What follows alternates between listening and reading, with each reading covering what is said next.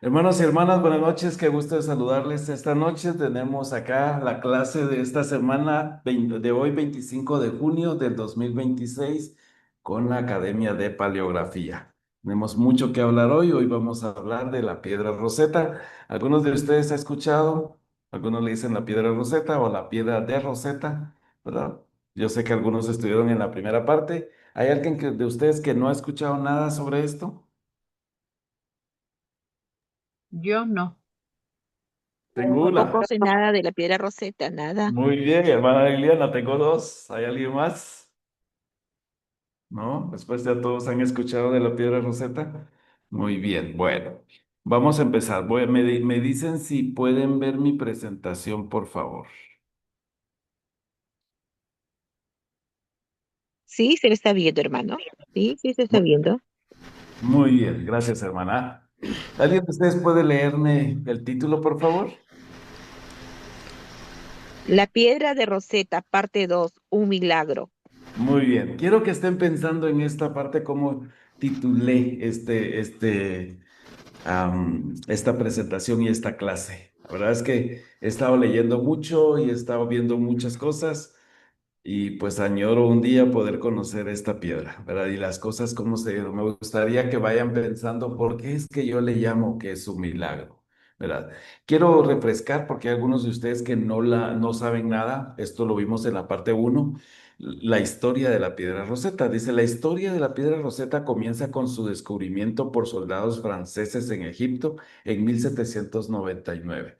Una de las cosas que se da, si ustedes se dan cuenta, pues Egipto pertenece a África y pues Europa en aquel tiempo era la más desarrollada, podríamos decir, y ellos siempre les llamó la atención la, podríamos decir, el descubrir todo lo que Egipto podría tener por toda la trascendencia que tenía Egipto. Entonces, los franceses se adelantaron a los británicos e invadieron, ¿verdad? Egipto y de hecho conquistan Egipto, ¿verdad? Invaden Egipto y toman Egipto eran, como menciona acá, pues Napoleón Bonaparte era el que lo llevaba y Napoleón sabía que iba, o sea, él quería tener el dominio de Egipto, pero sabía que iba, ¿verdad? Dice la historia que llevaba alrededor de 160 eruditos, ¿verdad? Dentro de sus embarcaciones, llevaba 160 eruditos porque él quería descubrir todo el misterio que Egipto tenía en ese tiempo y quería descubrir todo lo que había, porque hasta esta fecha nadie podía leer los jeroglíficos de Egipto. Ellos pudieron descubrir las tumbas, pudieron descubrir los salones que habían, la ciudad, algunas de las ciudades que se habían preservado, algunos escritos que habían, pero nadie podía leer los jeroglíficos. Entonces nadie sabía qué hacer. Y estos jeroglíficos, esta era su misión, el poder ir, además de que pues llegó todo el ejército, invadió, el poder ir y descubrir todo lo que tenía que ver con Egipto, ¿verdad? Por eso dice que en 1799, durante las campañas napoleónicas, la piedra grabada con el mismo decreto en tres escrituras. Ya vamos a ver la historia de la piedra, ¿verdad? Y después, cuando los franceses pierden la batalla y los británicos invaden, ¿se pueden imaginar ustedes que Francia está luchando por permanecer? Porque Francia tuvo, o sea, esta piedra se descubre en 1798, ¿verdad? Y en 1799 llegan los franceses. Y entonces querían tener esta piedra y descubrir qué había en esta piedra. Y en 1801, o sea, los franceses todos tuvieron 2 años la piedra, ¿verdad? Y en 1801 llega invade el ejército británico y una de las condiciones que la vamos a ver más adelante era dennos la piedra Rosetta. Queremos saber de la piedra Rosetta. Una de las cosas interesantes que se da es que si ustedes se dan cuenta, esta fue escrita en el año 196 antes de Cristo. Imagínense, si estamos en el 2026 más 196, estamos hablando que esta piedra ha tenido muchos años, ¿verdad? Muchos años. Y yo le llamo un milagro por la forma en que fue preservada. Vamos a seguir. Lo descubre Pierre-Franc Xavier Bouchard. Este era un oficial francés cuando estaban invadiendo. Una de las cosas que se dan es que ellos edificaban contra todo lo que invadían. Digamos, estaban lastimosamente cuando se invadía un país, podemos decir, generalmente se destruía mucho de lo que había. Entonces, de lo que se destruía, con eso construían la nueva influencia que se tenía. Entonces, si ustedes se dan cuenta acá, está Rosetta. Rosetta está sobre el río Nilo, casi, ¿verdad? Un poco alejada del Cairo. Y era un como puerto que está a la orilla del río Nilo. Y estos soldados están reconstruyendo, ¿verdad? La ciudad después de la invasión. Y uno de ellos, Pierre Francois o François Javier, encuentra esta piedra. Pero me encanta lo que hace, ¿verdad? Vamos a ver. Toma de posesión. La piedra fue incluida en el Tratado de Alejandría en 1801 tras la derrota francesa ante los británicos, por lo que pasó a ser propiedad británica, que hasta el día de hoy Inglaterra lo tiene, ¿verdad? El Tratado de Londres fue enviado a Inglaterra y entregado al Museo Británico en 1802, donde ha permanecido desde entonces. Ahí está. De hecho, Francia, Egipto, todo el mundo reclama que debería de ser regresada a Egipto esta piedra, pero todavía o sea, obviamente Londres no lo suelta, ¿verdad? Una de las características que se da en esta piedra, y lo podemos ver, creo que en esta foto, ustedes pueden ver las tres escrituras acá, ¿verdad? Esta es como una foto de la piedra. Pueden ver una escritura acá, una escritura acá y una escritura acá. Sí, Muy pocas veces se escribía algo así. Se escribió ¿verdad? Por eso digo que es un milagro.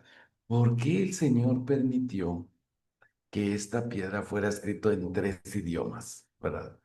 Y fue escrito en jeroglíficos, fue escrito en demótico y fue escrito en griego antiguo. Cuando fue descubierta esta piedra, como en los últimos que habían invadido a Egipto eran los Ptolomeos y ellos habían puesto el idioma griego, era un idioma que todavía se conocía, este idioma de la piedra Rosetta. Estos dos idiomas no sabían nadie y no sabían cómo leerlos todavía, ¿verdad? Pero vean cómo el Señor preserva una piedra en una ciudad que nada que ver con las pirámides, nada que ver con todo lo que Egipto podía ofrecer, Rosetta. Pero ahí ya estaba esa piedra que se había preservado. Lo escribieron en tres idiomas, jeroglíficos demótico, y por bendición todavía se hablaba el griego antiguo. Los jeroglíficos era la escritura sagrada y formal que los egipcios tenían o los egipcios dejaron en sus paredes y en todo lo demás. El demótico era la escritura cotidiana y la administrativa, y el griego antiguo era la lengua de la administración en ese momento, ¿verdad? Y se van a dar cuenta ustedes que este faraón Ptolomeo, que era uno de los Ptolomeos, ¿verdad? Ellos no quisieron, porque una de las cosas, ustedes saben que los egipcios fueron invadidos por los persas, por otras culturas, y ellos venían y ponían su idioma. Los ptolomeos no quisieron aprender ninguno de los idiomas que habían y dijeron, todo el mundo va a aprender griego, y dejan el griego. Y casualmente la piedra todavía la podían comprender porque griego era lo que se hablaba, a pesar que habían tenido muchas invasiones a Egipto.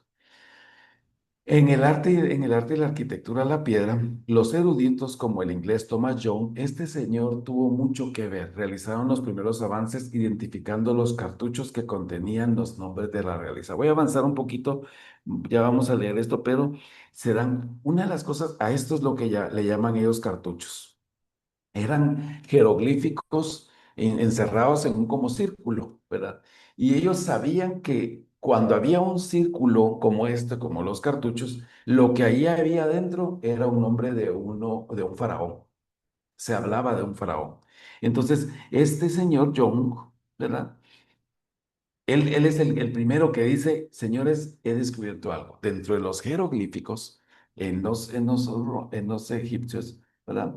Am, ellos cada vez que ponían un cartucho era un nombre de un faraón el que se daba. Ese fue un avance grandísimo, pero no se lograba todavía descubrir todo lo que podía darnos la piedra Rosetta. Pero ¿Cómo el Señor guió a este inglés, que nada que ver, ¿verdad? A poder descubrir esa parte, otro milagro de esta parte. Veamos en el desciframiento final. En 1822, el francés Jean-François Champollion logró descifrar por completo la escritura jeroglífica, combinando sus conocimientos de griego y copto. O sea, Jean-François Champollion había aprendido el copto, ¿verdad? Y el copto era uno de los idiomas que, lo que pasa es que el egipcio, ¿verdad? La escritura jeroglífica, todo el mundo pensaba que este montón de, por acá tengo otros más claros en la presentación. No, vamos a ver por acá. Como esto, ¿verdad? Estos eran los jeroglíficos, ¿verdad? Y todo el mundo decía que cada animalito que había aquí o cada figura de estos era algo, ¿verdad? Pero este señor, ¿verdad? Jean-François dijo, sí, está bien, los cartuchos se encierran, pero tienen letras, tienen sonidos, ¿verdad? Y es así como Jean-François logra descubrir el nombre de Ptolomeo, ¿verdad? De uno de los faraones en la piedra. Él empezó a darse cuenta que este símbolo se repetía varias veces. Y si teníamos el escrito en los tres idiomas que vimos, ¿verdad? Aquí, las tres partes de la piedra, ¿verdad? Entonces él decía, él empezó a comparar, ¿verdad? Y empezó a decir, estos jeroglíficos, ¿cómo es que se repetía y por qué se repetía? Y empezó a comparar otros que ya habían descubierto con esa misma figura y se dieron cuenta que tenía, y entonces se dio cuenta que decía Ptolomeo. Y cuando se fueron a la historia, descubrieron que había sido un faraón en Egipto. Pero Jean-François Champollion había tomado vacaciones y había dicho, tráiganme, porque él no estaba en Egipto. A él lo que hicieron en Francia es llevarle una copia, ¿verdad? Habían sacado una copia de la piedra Rosetta y de acuerdo a eso él empezó a estudiar. ¿Cómo el Señor inspiró a John? ¿Cómo inspiró a Jean-François a poderlo hacer? Porque gracias a Jean-François Champollion, al ver estos repetidos en todas las partes de la piedra, se dio cuenta que hablaba de Ptolomeo. Y así fue viendo dónde se repetía y las letras. Y gracias a Jean-François se pudo descifrar la piedra Rosetta. Consecuencias. El trabajo de Champollion abrió la puerta al conocimiento de la historia, la religión y la cultura del Antiguo Egipto, siendo considerado el padre de la egiptología. Hay una historia que dice que cuando la mamá de Jean-François Champollion estaba embarazada, pasó una persona, ¿verdad?, a la casa. Ella le contó que estaba embarazada y él le dijo, el hijo que vas a tener va a dar un descubrimiento grande a la humanidad, ¿verdad? Cuando yo escucho cada cosa de estos, de verdad solo puedo decir que es un milagro que la podamos tener y que podamos nosotros actualmente poderla ver. Am, Como dice aquí, lo que pasa es que lo último que estaba acá, si se dan cuenta ustedes, ese es otro, me encanta porque el texto en griego que los eruditos podían leer sirvió como clave para descifrar los otros dos textos perdidos. O sea, esta era el griego antiguo, ¿verdad? Lo que más se había perdido era el jeroglífico, porque se había quebrado, se quebró la piedra Rosetta, se quebró. Y lo que estaba en medio, ¿verdad? Era el demótico. Pero vean cómo el Señor preservó esta parte, preservó completa la parte del griego, aunque se perdió el jeroglífico acá una parte, ¿verdad? Dice que la piedra roseta tiene un total de 100 líneas. Estas se dividen en tres secciones, distintas según su sistema de escritura, ¿verdad? Los jeroglíficos eran las 14 líneas incompletas, esto que ven acá, eran 14 líneas nada más. El demótico tenía 32 líneas y el griego tenía 50, o tiene 54 líneas. Pero cómo, a mí me llama la atención cómo el Señor preservó, o sea, cómo inspiró a Ptolomeo a hacer este escrito tres veces en tres idiomas. ¿Por qué lo hizo si solo se hablaba en ese tiempo el griego antiguo? Ya estos dos no se hablaban, pero el Señor lo inspiró. ¿Cómo el Señor preservó esta piedra? Preservó, a pesar que se perdió, lo necesario para poder entender esto, porque esta es el milagro por el cual nosotros ahora podemos entender todo lo que los egipcios pudieron dejar escrito en sus paredes, en sus tumbas y todo. Gracias a él, nosotros podemos entender los jeroglíficos, ¿verdad? Entonces, solo quiero hacer énfasis en algo. ¿Alguno de ustedes puede leer esta parte, por favor? Si lo alcanza a leer. Si no, yo lo puedo leer. Sí, se lo leo, hermano. A ¿De ver, dónde? ¿es Desde una el piedra principio. gris? Sí. Ah, ok. Es una piedra gris del tamaño de una de esas grandes maletas que la gente lleva, con ruedas en los aeropuertos, y los bordes rugosos muestran que se ha roto de una piedra más grande, con las fracturas que cortan el texto que cubre un lado. Y cuando se lee ese texto, también es bastante aburrido. Es sobre todo jerga burocrática sobre concesiones fiscales. De esa forma, tan poco atractiva, describía la pelea de Rosetta en 2010 el entonces director del Museo Británico, Neil MacGregor, para un programa de la BBC. Sin embargo, MacGregor añadía que este monótono trozo de granito era el protagonista de historias fascinantes, como la lucha por sobrevivir de los reyes griegos que gobernaron Egipto después de Alejandro Magno, así también como la competencia entre Inglaterra y Francia por Medio Oriente, la batalla entre dos mentes brillantes por descifrar la piedra de Rosetta, sin la que no conociéramos la historia del antiguo Egipto. Pero hay una historia que es la más fascinante de todas y la que he hecho de esta piedra uno de los objetos más valiosos en un museo, la carrera por descifrar los jeroglíficos egipcios que cumple 200 años. Sea, para cuando se descubrió esta piedra, ¿verdad? Y después con todo lo que se trató de descubrir, ¿verdad? Llevó mucho tiempo, pero lo que a mí me gusta es, o sea, el Señor preserva la piedra. Sí, algunos de ustedes pueden decir, pero ¿qué decía esa piedra? Y lo vamos a ver ahorita en unos minutos. No era algo tan importante como dice este británico. No era algo, de verdad, son unas instrucciones de unos impuestos que el rey el faraón Ptolomeo es subido a Dios, como faraón a Dios. No, no, no dice mucho, pero el Señor la preservó. Y a pesar que no dice mucho, como a veces nos pasa con nuestra historia familiar, esto, ¿de qué me va a servir? El Señor todo lo tiene preparado para que nuestra historia familiar se encuentre. Esta piedra cualquiera, pero porque dice que cuando este, ah, este soldado del ejército la encontró, él sintió que debía preservarla. Y él la guardó y la escondió para que no se fuera como botín de guerra, ¿verdad? Para que no se destruyera, porque cualquiera podía verlo, como cuando a veces nosotros encontramos una carta de alguien y venimos y la rompemos y decimos no me va a servir de nada, ¿verdad? Pero él la guardó, la preservó. De hecho, cuando Napoleón invade Egipto, él va y crea un instituto de jeroglíficos en el Cairo, ¿verdad? Y la trasladan ahí. Estuvo 2 años los eruditos tratando de leerlo y la estudiaban y la estudiaban y la estudiaban para ver, porque ellos decían, aquí tal vez dice, ¿por qué es que se desaparecieron? ¿Por qué es que ya no están? No era importante la parte de lo que decía la piedra, sino lo que iba a servir. Nos sirvió para poder descubrir esa parte. Aquí dice, ¿qué son los jeroglíficos y por qué eran tan difíciles de descifrar?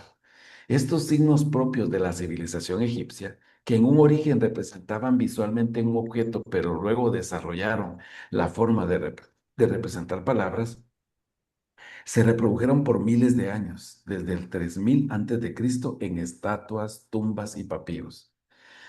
Pero si bien la fascinación por esta cultura perduró en el tiempo gracias a sus monumentos asombrosos como las pirámides y a las referencias al antiguo Egipto en la Biblia o los textos clásicos grecorromanos, los jeroglíficos dejaron de utilizarse en el siglo IV de nuestra era.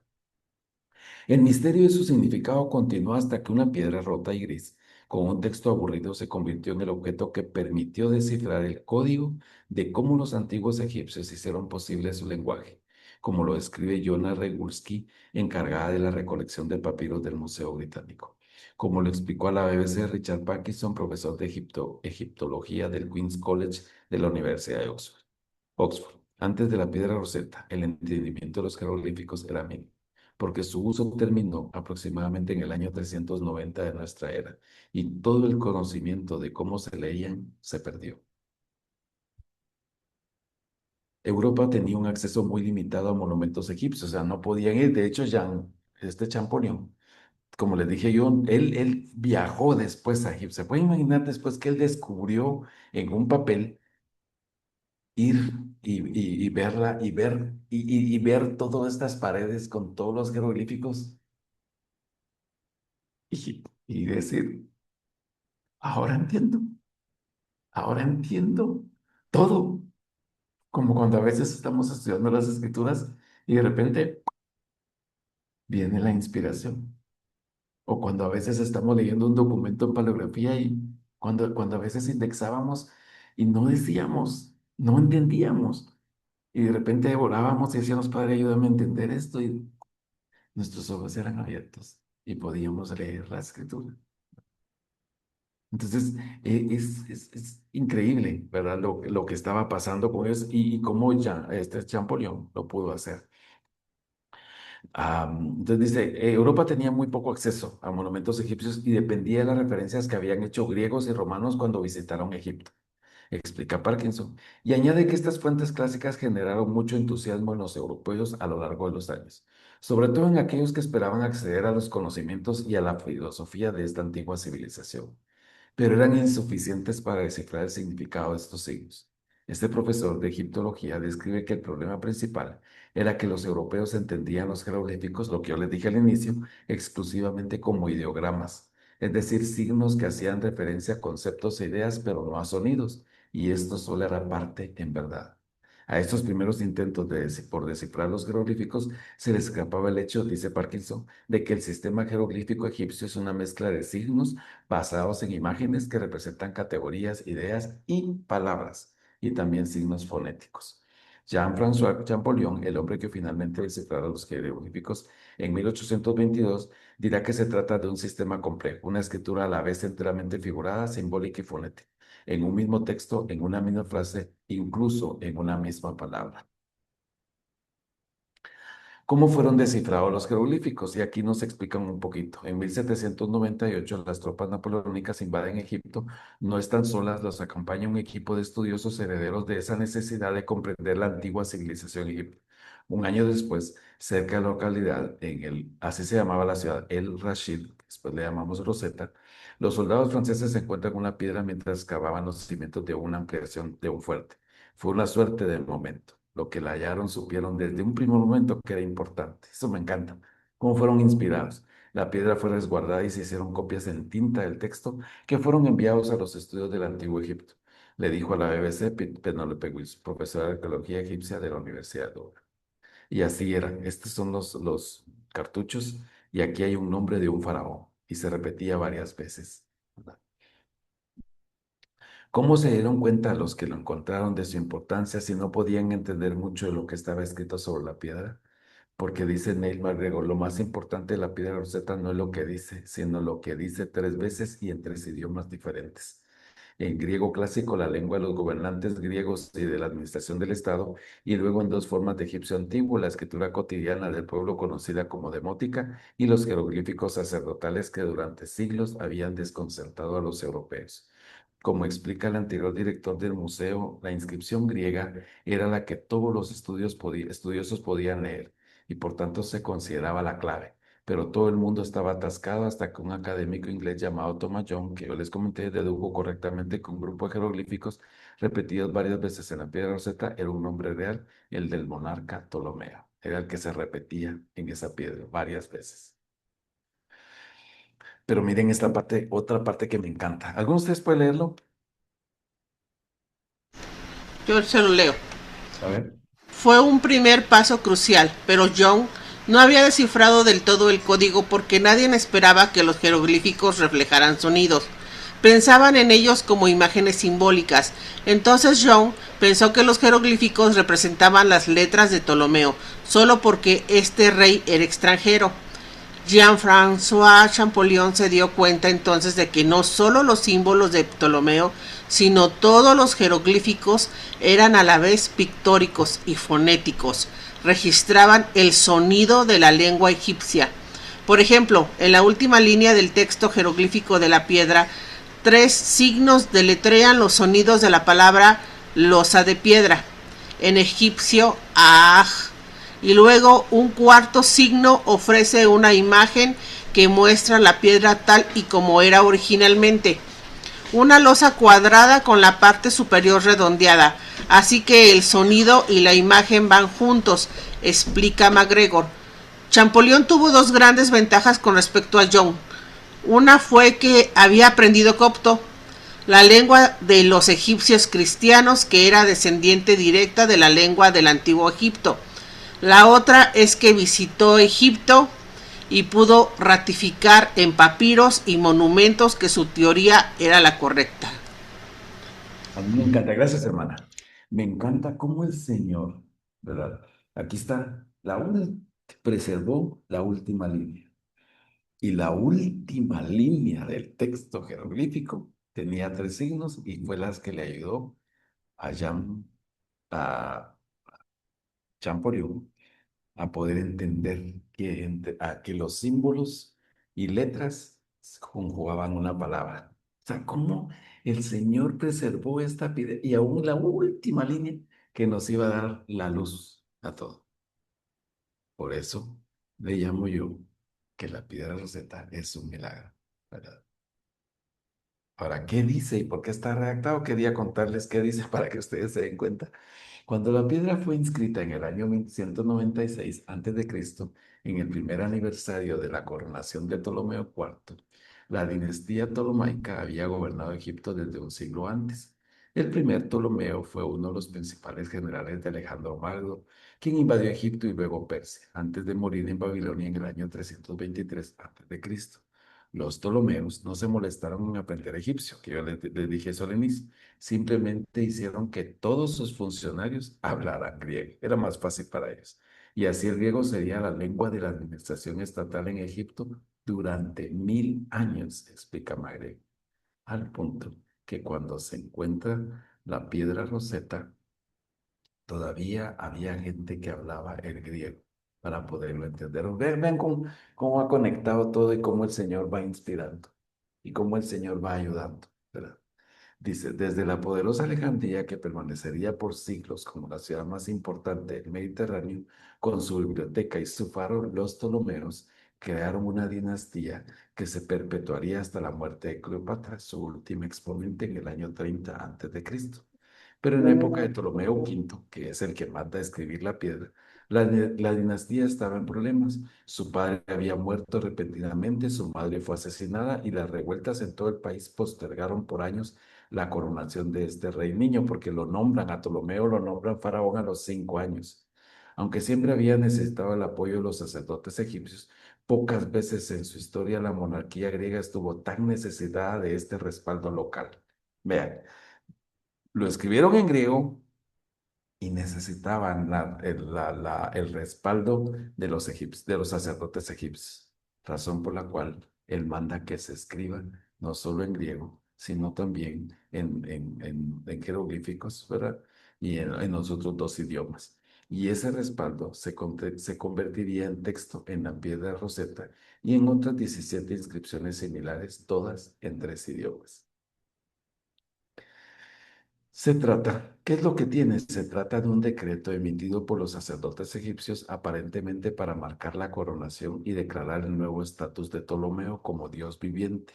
La divinidad iba con el trabajo de ser faraón. Los sacerdotes habían concedido a Ptolomeo una coronación egipcia completa en la ciudad sagrada de Memphis, lo que reforzó enormemente su posición como legítimo gobernante de Egipto, describe MacGregor. Pero el respaldo no fue gratis, como explica la profesora emérita de la Universidad de Cambridge, Dorothy Thompson. La ocasión que dio lugar a este decreto supuso en algunos aspectos un cambio. Ya había habido decretos anteriores y se parecen mucho, pero en este reinado en particular, el del rey muy joven, cuyo reino estaba siendo atacado desde muchas fuentes, una de las cláusulas del decreto de Memphis, la piedra de Rosetta, es que los sacerdotes ya no debían ir cada año a Alejandría, era la nueva capital griega. En su lugar podían reunirse en Memphis, el antiguo centro de Egipto. Esto era nuevo y puede ser visto quizás como una concesión por parte de la Casa Real. Otra concesión fue una serie de exenciones fiscales que sí habla la piedra para el sacerdocio egipcio tan atractiva en la antigüedad como en la actualidad. Así que la piedra es simultáneamente una expresión de poder y de compromiso. Aunque leer todo el contenido es tan emocionante como leer un tratado de la UE, escrito simultáneamente en varios idiomas. El contenido es burocrático, sacerdotal y árido, pero eso, por supuesto, no es lo importante, concluye MacGregor. ¿Qué piensan, hermanos, de lo que hemos hablado hasta ahorita?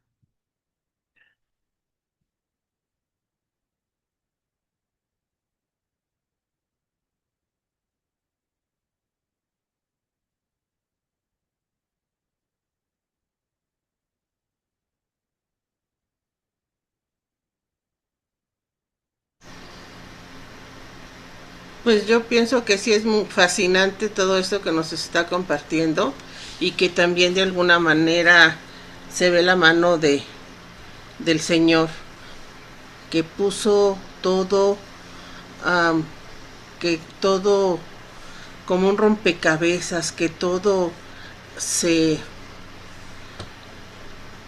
mm, todo fuera en perfecta a su tiempo y con las personas correctas para que de alguna manera la historia de la escritura y de los idiomas, pues nosotros fuéramos entendiendo y descifrando todo a su debido tiempo. O sea, todo va encajando, como se dice, ¿no? Ándele, hermana, usted me entendió.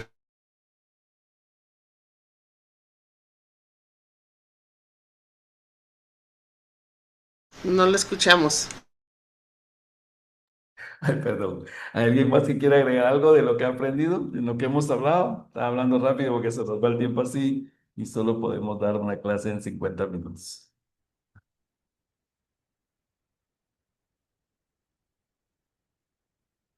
¿Alguien más? Antes de terminar, tengo algo más que agregar, pero quería tener algunos de sus comentarios. Pues es interesante, hermano, Murphy, como Jean Francois, o bueno, ¿cómo se pronuncia, verdad? Champollion, ¿verdad? Napoleón. Que es el decodificador total, vaya, por así decirlo. Aunque Correcto. hubo otros, antecesores, con él, pues nos dio la oportunidad, rompió esa estructura, ¿verdad?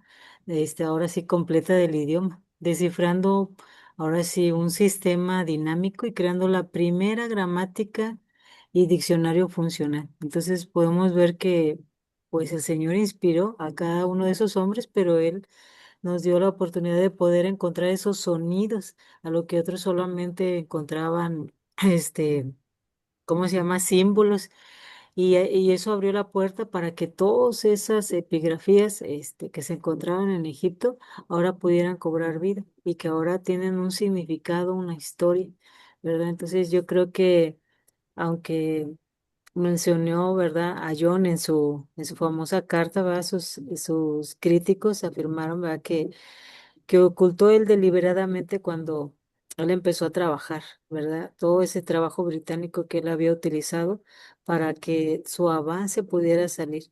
Y yo creo que el Señor lo inspiró.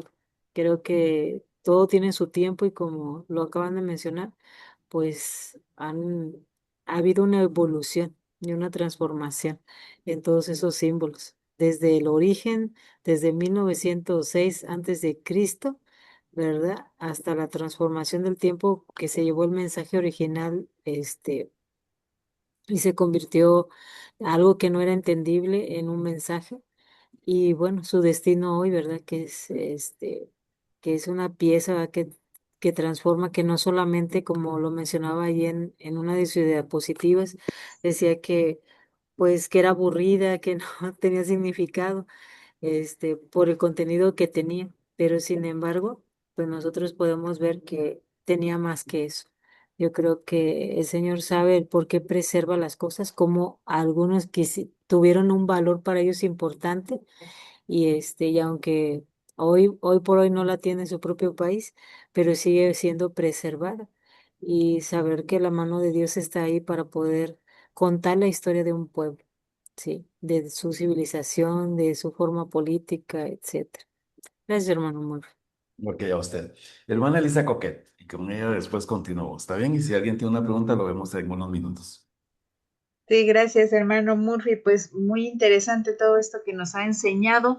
Mi cabeza quedó dando vueltas porque yo, pues recordamos en el libro de Mormón que dice que Nefi describe que lo escribe en el idioma de los judíos y dice de los egipcios, ¿no? De los egipcios también. Entonces digo, pues para el Señor no hay nada. No sé si en algo ayudó también esto a descifrar diferentes jeroglíficos. Por ejemplo, me llegó también a la mente lo de Abraham, el jeroglífico que viene ahí de Abraham.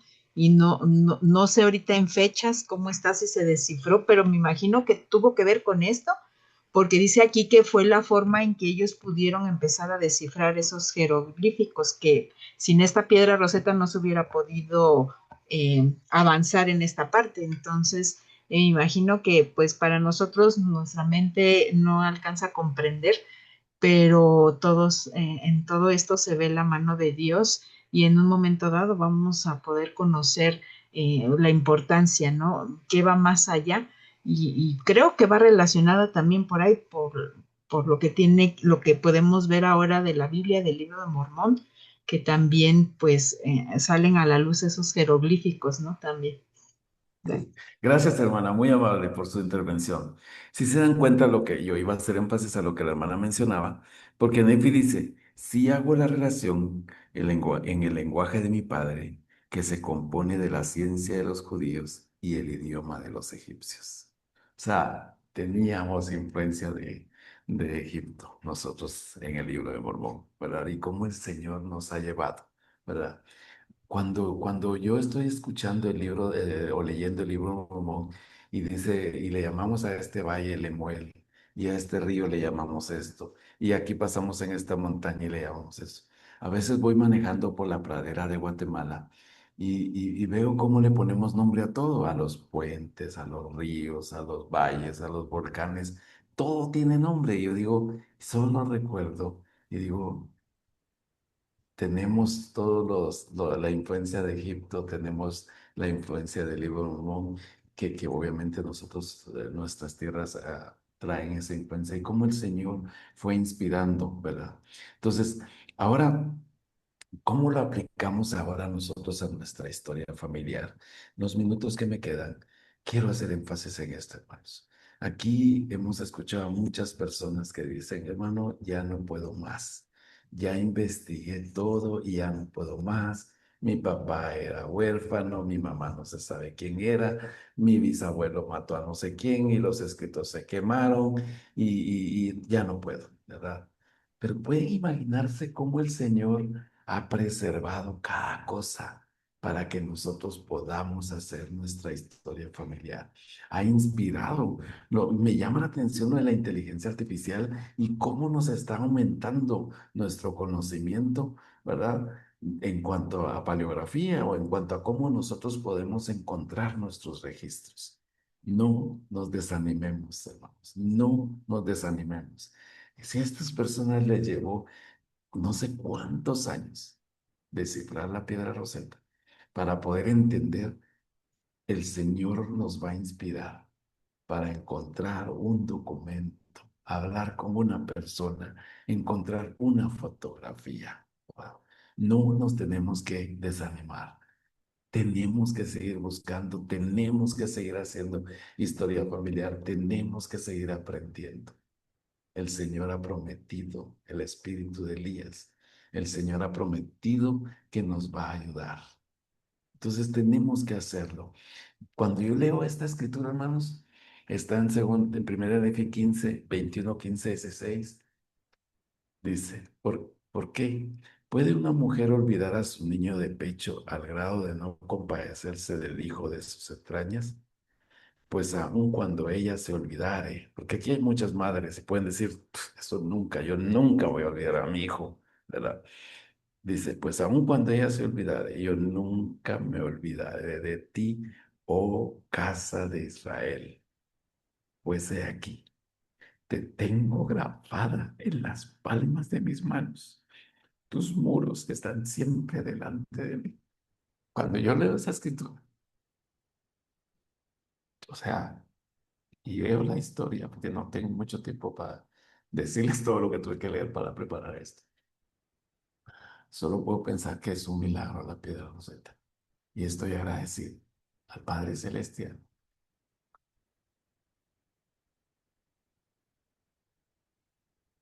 por siempre inspirar personas para preservar la historia, por ayudarnos tanto.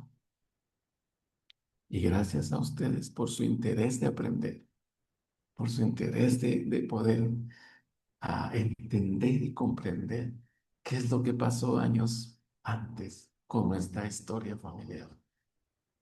El Señor dice que para Él es muy fácil revelarnos cómo hacer, pero hay que pagar un precio y eso es hacerlo cada día, ¿verdad? Cada día. Cuando yo otra vez voy, veo y veo la piedra roseta, y digo, pues, hay muchos escritos que serán como nuestra piedra roseta, ¿verdad? Y que nos va a tocar un poco estudiar para poderlo descifrar y entender. Pero que esa piedra roseta nos va a dar la luz para encontrar mucho de la historia familiar.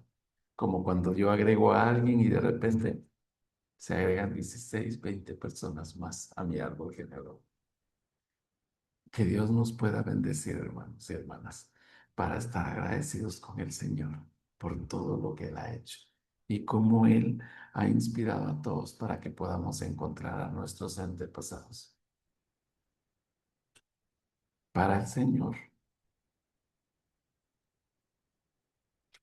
no hay nadie perdido,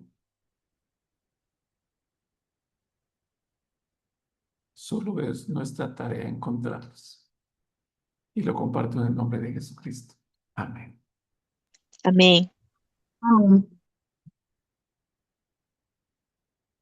Amén. Muchas gracias, hermano Murphy, por tan bonita clase y también por su reflexión en cuanto a las escrituras. El Señor realmente nos ha dado la oportunidad de poder descifrar sus escritos, así como lo hizo José Smith cuando tradujo las planchas de un idioma a otro. Entonces, lo hizo por el poder y el don de Dios. Y pues nosotros necesitamos ese poder espiritual, así como la piedra receta fue clave, ¿verdad? En ese tiempo que permitió comprender un idioma que había permanecido incomprensible durante siglos. Entonces, de manera semejante, las escrituras son la piedra receta espiritual que hoy tenemos y que nos ayudan a comprender el plan de Dios. Entonces, y todas esas verdades eternas que necesitamos en nuestra propia vida.